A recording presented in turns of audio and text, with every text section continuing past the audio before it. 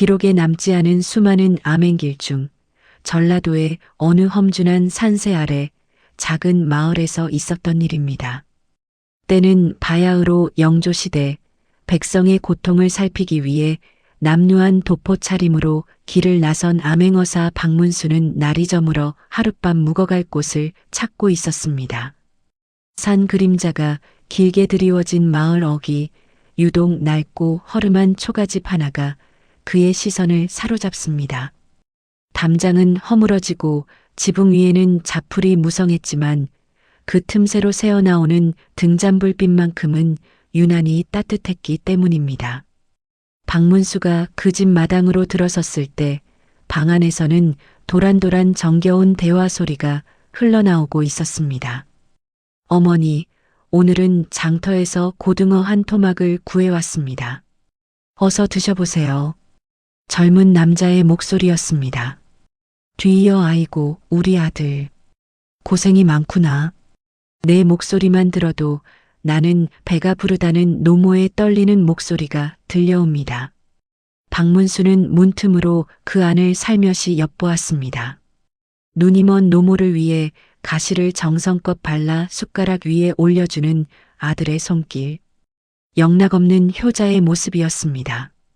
하지만 박문수의 날카로운 직관이 꿈틀거렸습니다.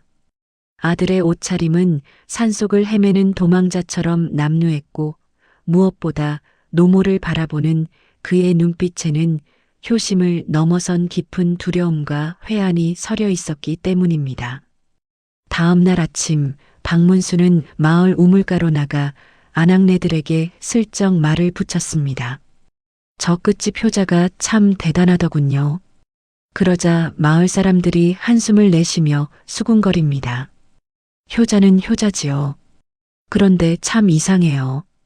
그 집 아들은 3년 전 나라의 부름을 받고 성싸는 노역에 나갔다가 죽었다는 소문만 무성했거든요. 한 달 전쯤 갑자기 돌아왔는데 목소리도 조금 굵어지고 성격도 변한 것 같더라고요. 하지만 눈먼 어머니는 그저 내 아들 왔냐며 좋아하시니 동네 사람들도 입을 닫고 있는 게지요. 박문수는 확신했습니다.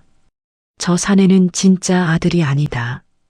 그렇다면 저 사내는 누구인가?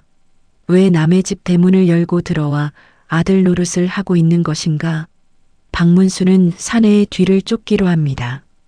사내는 낮에는 산에 올라 나무를 하고 밤에는 삭바느질감을 구해오는 등 쉴 틈 없이 일했습니다. 박문수는 산속 깊은 곳에서 사내를 가로막았습니다. 멈추어라. 너의 정체가 무엇이냐? 박문수가 가슴속에서 번쩍이는 암행어사 마패를 꺼내 들자 사내는 마치 하늘이 무너지는 표정으로 그 자리에 주저앉았습니다. 그의 입에서 나온 진실은 충격적이었습니다. 사내는 전란 중에 전장을 이탈한 탈영병이었습니다. 죽음의 공포를 피해 도망치던 중 빈집인 줄 알고 숨어든 곳이 바로 그 초가집이었죠. 눈먼 노모는 인기척을 느끼자마자 죽은 줄 알았던 아들의 이름을 부르며 매달렸고 사내는 차마 그 손을 뿌리치지 못한 채 오늘까지 이른 것입니다. 어서 또 죽여주십시오. 저는 나라를 배신한 죄인입니다. 하지만 저 노모는 제가 없으면 당장 굶어 돌아가실 뿐입니다. 제가 아들 노릇을 하는 동안만큼은 어머니께서 3년 만에 처음으로 웃으셨습니다. 부디 어머니께서 세상을 떠나실 때까지만이라도 아들로 살게 해주십시오. 사내는 땅바닥에 머리를 찌우며 통곡했습니다. 박문수는 깊은 고민에 빠졌습니다. 국법에 따르면 탈영은 차명에 처할 중죄입니다. 하지만 이 사내가 행한 한 달간의 효도는 그 어떤 진짜 아들보다도 지극했습니다. 법을 지키기 위해 노모를 굶겨 죽일 것인가 아니면 인정을 위해 국법을 어길 것인가? 박문수의 눈앞에 어젯밤 보았던 그 따뜻한 등잔불 아래의 두 사람이 스쳐 지나갔습니다. 다음 날 박문수는 사내를 다시 불러 판결을 내렸습니다. 국법은 추후에 흐트러짐도 없어야 하나 하늘이 내린 효심 또한 법보다 앞서는 법이다. 내가 나라에는 내가 이미 전장에서 장렬히 전사한 것으로 보고하겠다. 이제 너라는 존재는 이 세상에 없다. 다만 저 노모의 아들로서의 너만 존재할 뿐이다. 너는 평생을 저 노모의 진짜 아들로 살며 내 죄를 씻어라. 만약 단 하루라도 효를 게을리한다면 그때는 내 검이 내 목을 칠 것이다. 사내는 대성통곡하며 박문수에게 절을 올렸습니다.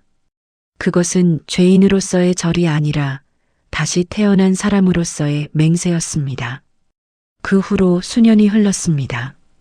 사내는 마을에서 소문난 효자로 늙은 어머니를 끝까지 모셨고 어머니는 비록 아들의 얼굴은 보지 못했지만 세상에서 가장 행복한 어머니로 눈을 감았습니다. 박문수는 훗날 일기에 이렇게 기록했습니다. 법은 사람을 가두기 위해 있는 것이 아니라 사람을 살리기 위해 존재하는 것이다.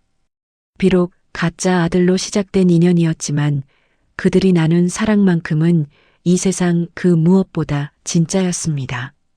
오늘도 우리는 박문수의 이 판결을 통해 진정한 정의가 무엇인지 다시 한번 생각하게 됩니다. 구독과 좋아요 부탁합니다.